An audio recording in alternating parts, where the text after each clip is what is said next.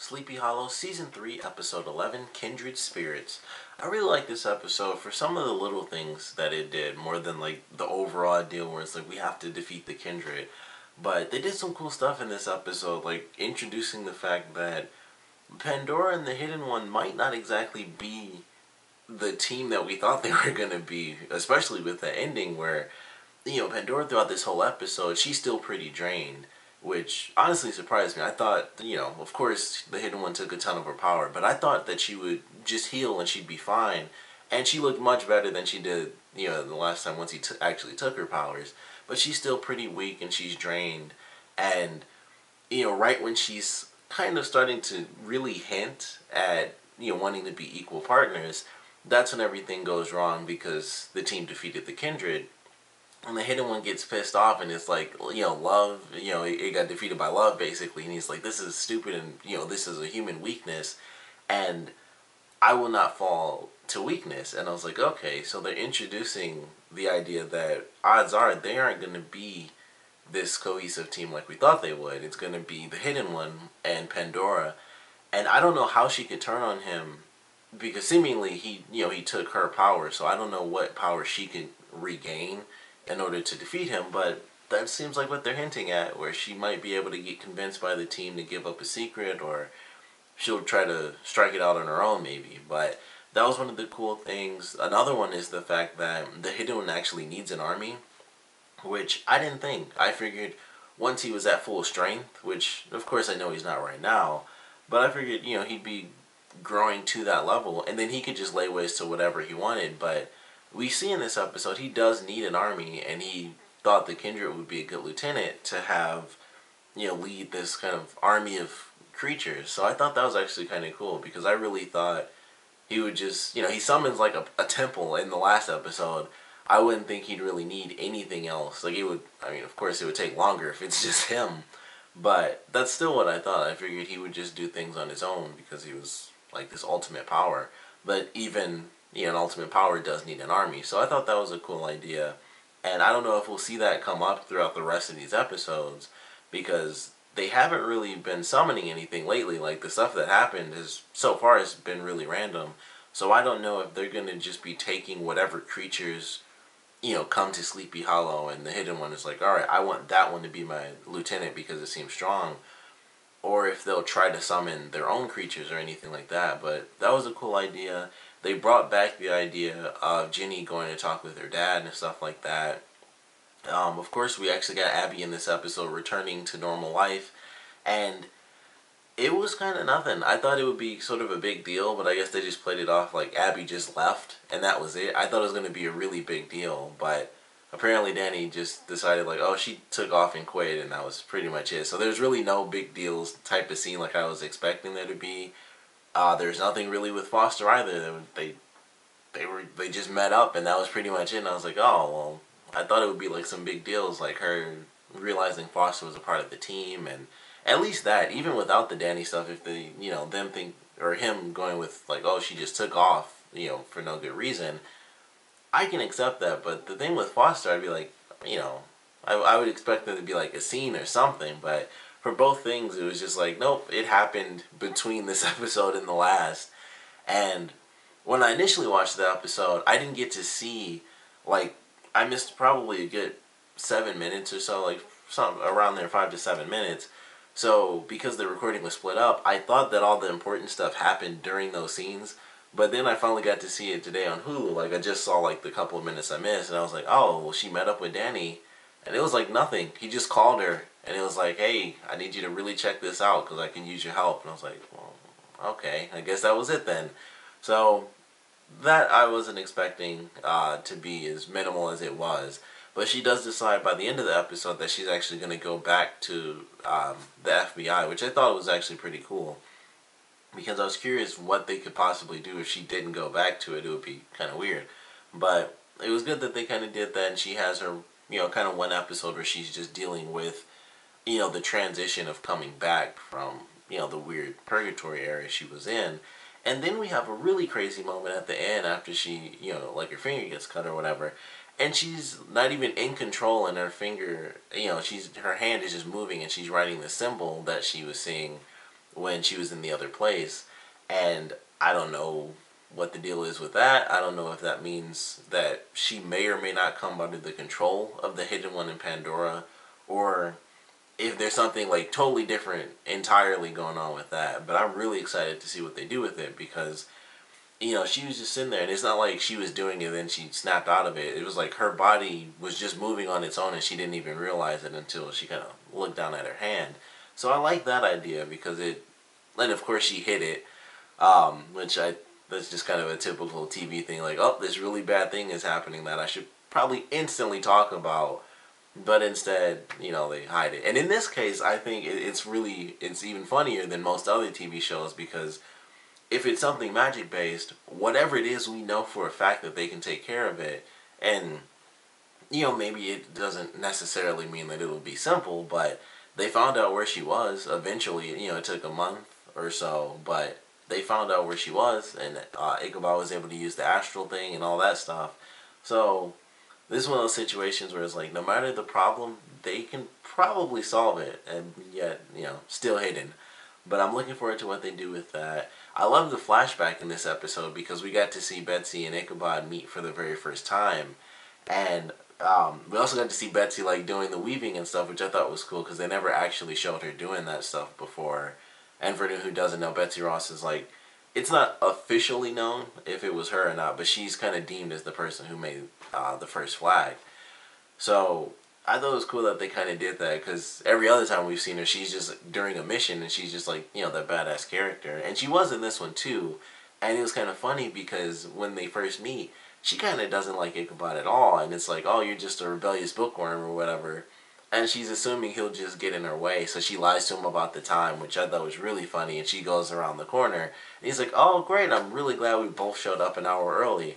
So I like it in this flashback, because it was just them meeting for the very first time, and it wasn't really it wasn't nearly as similar as it has been to the other flashbacks. So very different flashback, but I certainly enjoyed it. We also got to see Betsy like super dressed up, because they went to, I believe it was like the opera or something like that, although Ichabod looked exactly the same to me, but she was like super fancy. But I guess that's kind of how it was in the past. Like, it would seem like the guys always just wore the same thing, and then ladies would dress like super fancy. But she was always kind of blending in, so I guess that's why. But it was cool to get that, and of course the Kindred has come back, which I thought was pretty cool. And it surprised me in this episode, because based on the promo, I knew the whole thing about like, oh, the Kindred's looking for a wife. And I just assumed during that first kill that he was going to kidnap that woman like he did with Zoe towards the end of the episode. And so he kills the guy, and she walks around, which was of course really stupid, because the way he was standing, like, I can understand from the other side of the car that she couldn't tell he was like basically just chopping him up, because he was holding the halberd like basically where the blade was, so it looked like he was just punching. You couldn't tell he was actually chopping the guy up. But when she walked around and then he turns, and even before that, it's like he's cleaning off the blade. I'm like, how did she not see, whatever his body's supposed to look like? And then he turns around and she's like, what are you? And I'm like, she should have really just took off and stuff. Like, he turns around full crazy zombie face, and she's just like, holy crap. And then he grabbed her and killed her. I was like, oh, I thought he would kidnap her and maybe she wouldn't be worthy, or, whatever. But I was surprised. It starts off with he's just killing a bunch of people, and then it develops and we find out that he's writing, and we find the, like, weird sort of thief collage thing. Instead of it being letters, it's different parts of women's faces. And then when he grabbed Zoe, he actually spoke, and I was like, holy crap. And, it wasn't just like, when he said mine, I figured it would stop there and he'd take off, but then it was like a full sentence after that.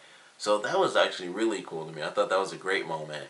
And that scene was also very cool, because of course in this episode we have Zoe and Ichabod's relationship kind of show up again.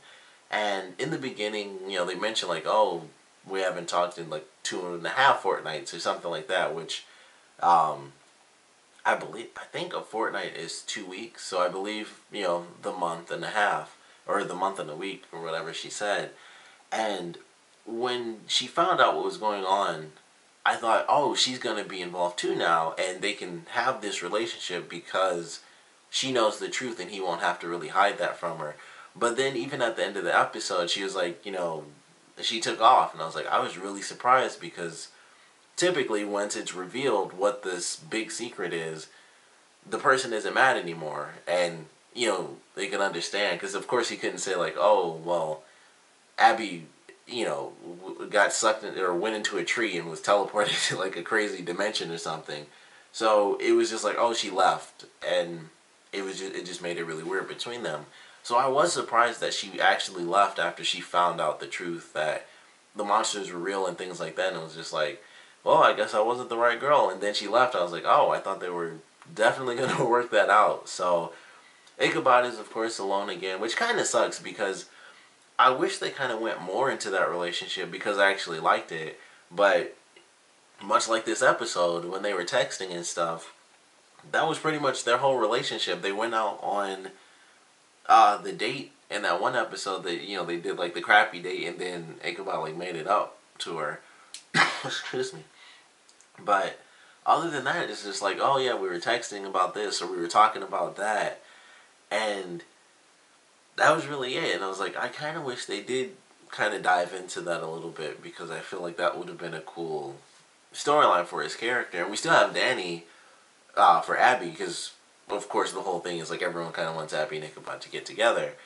But they still have Danny in the show who's still there. I don't know what they're going to be doing, if they're going to end up together, which I mentioned this before. Legally, they can't be because he's her boss, but they could easily hide that if they wanted to. And even if Foster was the one that found out, she wouldn't say anything because of the weird, relationship she now has with Abbie and the rest of the team. So they could still do that, but I don't know if they will or not. But obviously he's still there, so it's sort of a weird thing where it won't lead, Abbie and Ichabod to finally be in that like official relationship whenever they decide to actually get to that. But I was actually surprised by how they did things with Zoe. Of course, the solution to the Kindred in general was very surprising. That was probably the biggest surprise to me. Like, oh, there's a female Kindred, like the Kindress. And they summon her. And it was kind of funny when they summon her. As soon as she wakes up, she tries to just instantly kill them. And I was like, oh. And then they all just run at each other and they freeze. And it's like, holy crap, like that person's beautiful or whatever.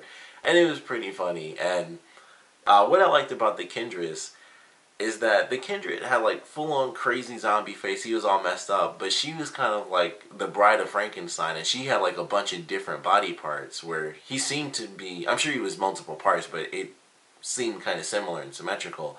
But for her, she had like one really good eye. When she like touched his face, it was just a normal woman's hand. Like she was like, had like a normal, totally human hand and normal eye and stuff. And I was like, they went like weird Frankenstein, Bride of Frankenstein with her, where she kind of looks just like a normal woman with makeup, and he looks like a full-on gross zombie in the face. And I just thought that was kind of funny. But they bond, and then they're walking off. And when they were doing that, I was like, are they going to just be in the world and just leave Sleepy Hollow and exist? But then the hidden one was super pissed off, and he like blows them both up, which really surprised me. So that was kind of crazy how they had that solution, but it was definitely interesting. It was just like, okay, well, they saw each other and they just instantaneously fell in love, and then they were totally just blown to smithereens, which kind of sucked because I did like the Kindred as a character in the show, but based on how they ended it, the Kindred was never going to come back anyway, but, they're the writers. They could have made it happen if they wanted to. But I like this one. I like all the little things that happened with Pandora and her feelings towards the hidden one, and clearly his ignorance to her feelings and how he feels about love and attachment, and him wanting to be in full control. I certainly enjoyed that. The stuff they did with the Kindred was definitely cool. I thought that was interesting. The flashback, I love getting to see Ichabod and Betsy meet for the very first time, and how Betsy was kind of just offset by Ichabod. She didn't really want to have to deal with him. He was like his normal self, was like, where Franklin put us together for this mission, so let's be a team. And she's just like, F this guy, I can do whatever I need to do, because I'm assuming she's been on, just as many missions, if not more, as Ichabod. And we've seen the other flashbacks where she just goes in and she's super cool about stuff. So I'm sure it was kind of the exact same thing. Like, I don't need a partner because I'm super awesome. And so I actually like getting to see that. And I don't know where they're going to take things with this weird symbol, which I don't believe they actually showed when Abbie was still there in that crazy dimension. I don't think they ever actually showed that symbol and made like a big deal out of it, or even showed it at all, because I didn't remember when they were showing like those little clips and stuff. I was like, I don't remember seeing that whatsoever, but I'm sure it's just a random scene, and it wasn't meant to be important when we first saw it, and so now it's showing up again. So I'm looking forward to whatever they end up doing with that, but I definitely want to know what you guys thought about this episode, so please comment below, let me know your favorite parts, your least favorite parts, and I want to know what you guys think is going to happen with this weird symbol, and, Abbie not having had control over her hand when it made that symbol, if that does mean she might somehow come under the control of the Hidden One, or maybe Pandora, if Pandora decides she wants to do things, on her own. She knows that they won't be equal partners. Maybe she'll try to use Abbie as, I don't know how, because of course Abbie's still just a human, but maybe she'll try to use her to take out the Hidden One or something like that. But I definitely want to know your speculations on what that symbol means and what's going to be happening to Abbie, and of course what you guys thought about this episode in general. So please comment below, let me know, and thanks for watching.